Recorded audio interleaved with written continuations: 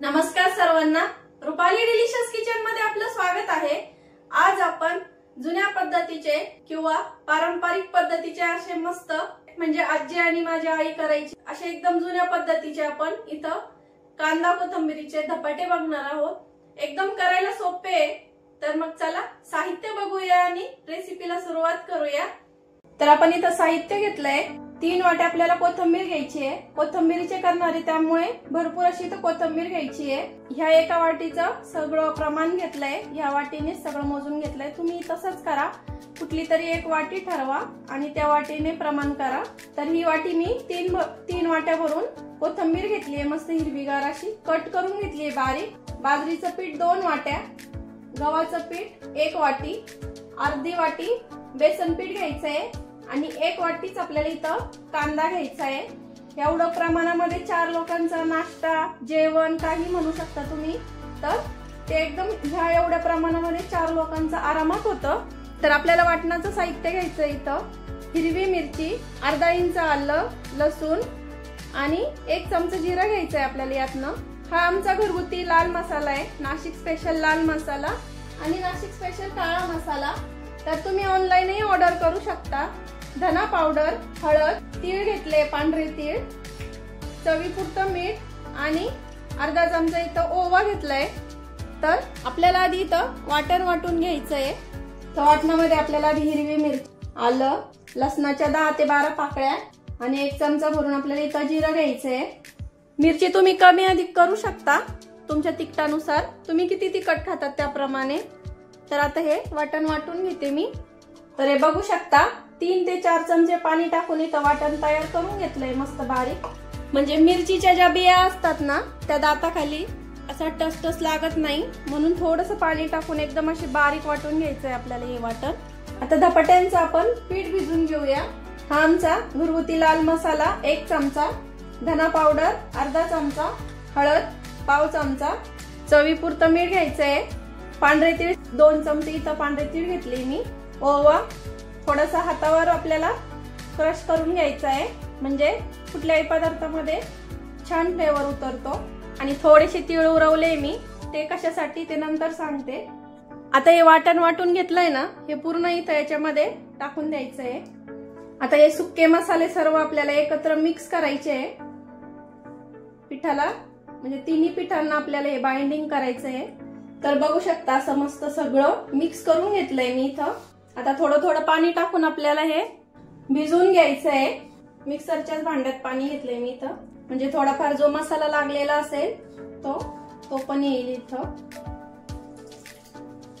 तुम्ही याला थालीपीठ पण म्हणू शकता, थालीपीठाचाच प्रकार आहे, पण गावाकडे शक्यतो जुनी लोक सगळी माझी आई आजी धपाटेच म्हणतात त्याला, त्यामुळे मी धपाटे म्हणून रेसिपी सांगितली तुम्हाला। भाग बदलला म्हणजे बोली भाषा बदलते। आता मस्त बाजारामध्ये हिरवीगार अशी कोथिंबीर येते, तर तुम्ही करू शकता। एकदम कमी साहित्यामध्ये, घरच्या साहित्यामध्ये होतं। पीठ तर आपल्याकडे सगळे अवेलेबल असतात। आणि हो, मी तुम्हाला सांगायला विसरले की तुम्ही बाजरीच्या पिठाऐवजी तुम्ही इथं ज्वारीचं पीठ पण घेऊ शकता। तर आता मी घट्टसर गोळा असं मळून घेते, जसं आपण भाकरीचा मळतो ना तसा। तर आपला असा थोडासा घट्टसर असा गोळा मळून झालाय इथं, आणि थोडासा सैलसरच ठेवलाय मी, त्याचं कारण मी नंतर सांगते। तर आपण आता एका बाउल मध्ये काढून घेऊ, कुंड्यामध्ये भिजायला 10 मिनिट आपल्याला भिजण्यासाठी ठेवायचं आहे हे पीठ। असं एका कुंड्यात काढून घेते। तर 10 मिनिटं झाले, पीठ छान भिजलंय आपलं। आणि आपल्याला इथं हाताला लावण्यासाठी थोडंसं पाणी घ्यायचंय, थोडंसं तेल घ्यायचंय। तुम्ही तुपात पण करू शकता, भाजू शकता हे थालीपीठ, पण तेलात पण छान होतात। तर इथं तवा गरम करायला ठेवलाय, गॅस मीडियम करायचा। आणि हा लोखंडी तवा आहे, त्यामुळे गॅस मीडियमच ठेवायचा, कारण लोखंडी तवा पटकन गरम होतो आणि पटकन थंड होतो त्यामुळं। तर आपण आता डायरेक्ट थालीपीठ करणार आहे, म्हणजे डायरेक्ट तव्यावर थापून एकदम पारंपरिक पद्धतीने। तर आपल्याला तर असा पाण्यात हात बुडवून घ्यायचा आहे आधी आपल्याला, आणि यातला एक गोळा काढायचा आहे। खूप मोठा नाही आणि खूप छोटा नाही, असा मीडियम साईजचा गोळा करायचा आपल्याला इथं घ्यायचा आहे। आणि तवा आपला छान गरम झालाय मीडियम गॅस गॅसवर ठेवला होता मी. गॅस मिडियमच ठेवायचा आहे. तर आता आपल्याला तव्यावरती तेल टाकून घ्यायचंय. खूप जास्त तेल नाही टाकायचं आधीच, नाहीतर ते अंगावर उडू शकतं. तुम्हाला ही पद्धत जर अवघड वाटत असेल तर तुम्ही रुमालावर थापून पण करू शकता. तर आता गोळा डायरेक्ट आपण तव्यावरती ठेवणार आहे. हाताला थोडंसं पाणी घ्यायचं आणि हलक्या हाताने असं आतल्या साईडनं बाहेरच्या साईडला असं थापत जायचा. थोडंसं जाडसर होते थालीपीठ, पण इतकं छान लागतं ना खायला, एकदम असं खमंग लागतं. अजिबात चटके वगैरे बसत नाही, कारण जाड असतं ना पिठाचा लेअर, त्यामुळे अजिबात नाही चटके बसत. फक्त पाण्याचा हात खूप जास्त घेऊ नका आणि तेल थोडं कमी टाकताना. तर असं पूर्ण थालीपीठ आता मी तव्यावरती थापून घेते. आपलं धपाटं पूर्ण थापून झालं की खूप जास्त जाड नाही होत किंवा खूप जास्त पातळ पण नाही होत. हे आता आपल्याला त्याला अशी बिळं पाडून घ्यायचे, भरपूर अशी पाडायचे आणि गॅस कमी ठेवायचा आहे. आता ह्या स्टेजला इथं गॅस कमी गॅसवरच आपल्याला धपाटं हे भाजून घ्यायचंय आणि इथं तेल टाकून घ्यायचंय. आपल्याला टक करून घेतलंय ना, तिथं आपल्याला इथं तेल टाकून घ्यायचंय किंवा तूप टाकून घ्यायचं. तेल टाकून झालं की ओल्या याच्यावरच आपल्याला थोडेसे तीळ टाकायचे आणि झाकण ठेवून आपल्याला हे 2 मिनिटांसाठी छान खरपूस असं भाजून घ्यायचंय कमी गॅसवर, एकदम असं खमंग. 2 मिनिटांसाठी झाकून ठेवूया. आता 2 मिनिटं झाले, बघूया. आता बघू शकता किती छान दिसतंय. आता हळूहळू आपल्याला याच्या कडा मोकळ्या करून घ्यायच्या आहेत. पहिलं थालीपीठ थोडंसं निघायला त्रास होतो, बाकीचे थालीपीठ एकदम छान होतात. तर बघू शकता असं निघालंय आपलं थालीपीठ, एवढं काय तुटलं वगैरे नाही. तर बघू शकता असं क्रिस्पी तयार झालंय मस्त. हे बघा. आता तुम्हाला हवं असल्यास तुम्ही इथं तेल टाकू शकता पुन्हा. आता या साईडने आपल्याला भाजून घ्यायचंय छान, दुसऱ्या साईडने मीडियम गॅस करायचा. आधी तर मस्त गावाकडे चुलीवर करायचे हे थालीपीठ आणि चुलीवरचा जो स्मोकी फ्लेवर आहे तो त्यामध्ये उतरायचा, त्यामुळे इतके छान लागायचे ना. असं पावसाळ्यामध्ये भरपूर अशी कोथिंबीर येते शेतामध्ये, तर माझी आई नेहमी बनवायची असे धपाटे. आता दोन्ही साईड आपल्याला छान भाजून घ्यायचे आहे. दुसरी साईड झाली तर बघूया आता पलटून. तर छान भाजली मस्त खरपूस अशी. काढून घेऊया एका ताटामध्ये. बघू शकता किती छान दिसतं, हिरवं हिरवंगार आणि खायला पण एकदम असं पौष्टिक आहे. पोटभरीचा नाश्ता आहे ऍक्च्युली हा, जेवण पण म्हणू शकता याला तुम्ही. तर दुसरं आणखीन एक करून दाखवते मी तुम्हाला.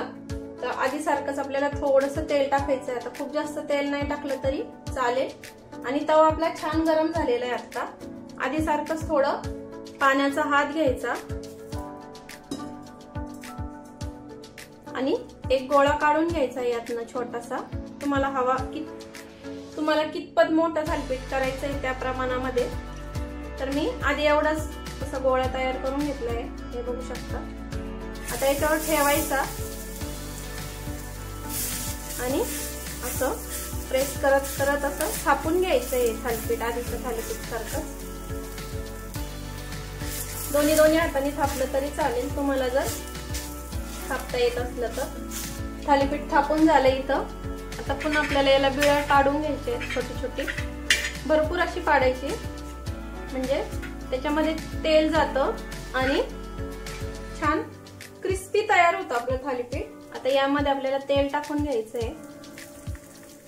बिना तेलाचं पण करू शकता तुम्ही, बिना तेलाचं पण खूप छान होतं. जे डाएट वर आहेत ना त्यांनी करून खाल्लं तरी चालेल. हे वरनं थोडेसे तीळ टाकायचे, दिसायला पण छान दिसतं आणि भरपूर असे तीळ पोटात जातात आपल्याला. आता थंडीचे दिवस आहे, मस्त तीळ चांगले असतात खाल्लेले.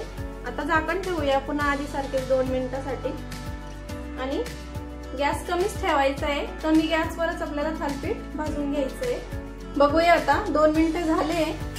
तर बघताय ना, दुसरं तुम्हाला म्हटले होते ना दुसरं निघायला असं म्हणजे खूप जास्त त्रास नाही होत.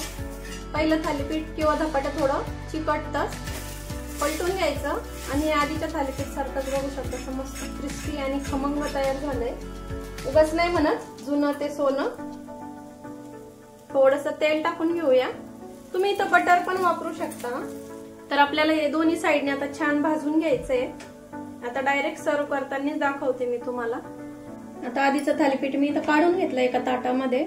मस्त त्यासोबत दही, सॉस घेतलंय, टोमॅटो सॉस. आता दुसरं पण आपलं थालीपीठ इथं तयार झालंय. सर्व करून घेऊया. तर बघू शकता मस्त असं गरम थालीपीठ इथं रेडी झालंय. मस्त असं हिरवं गार दिसतंय आणि एकदम असं क्रिस्पी आहे. बघू शकता आहे तसंच राहिलंय. आधीचं सुद्धा अगदी असं तसंच क्रिस्पी आहे. गार झालं तरी असं मस्त छान कुरकुरीत लागतंय. तर मग रेसिपी कशी वाटली तुम्हाला कमेंट मध्ये नक्की सांगा. रेसिपी आवडली असेल तर लाईक, शेअर, सबस्क्राईब करायला विसरू नका. रेसिपी नक्की ट्राय करा कारण घरचं जेवण आहे खरंच स्वादिष्ट असतं. अशाच नवीन छान रेसिपींसोबत पुन्हा भेटूया. तोपर्यंत बाय बाय.